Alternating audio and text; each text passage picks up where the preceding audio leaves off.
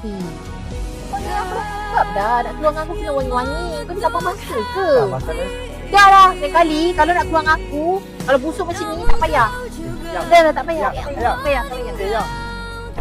Setelah kau buatku jatuh cinta, kau pergi tanpa kata, seolah tak ada hati yang terluka.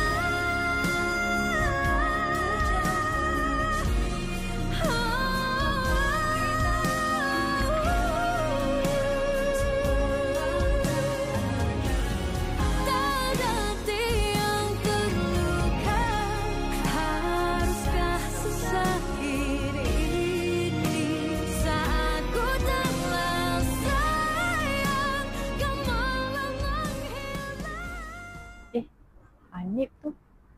Awak.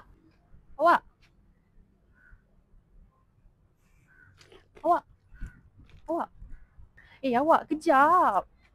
Awak nak apa lagi? Awak, saya nak minta maaf. Saya tahu silap saya, buang awak macam tu je. Tapi sekarang saya dah sedar. Sedar?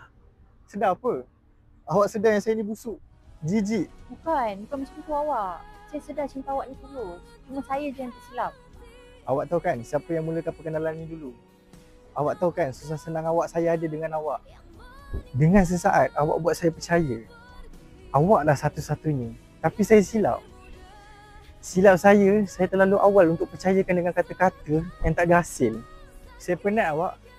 Asyik gagal je. Dan sekarang ni saya trauma. Trauma untuk kenal orang baru. Awak, dengar dulu. Saya betul-betul minta maaf. Saya betul-betul ikhlas nak balik dengan awak. Tolonglah terima saya. Tak apalah Izzati. Kita pun dah lama putus. Awak cari je lah dengan pilihan awak. Maaf, bukan saya.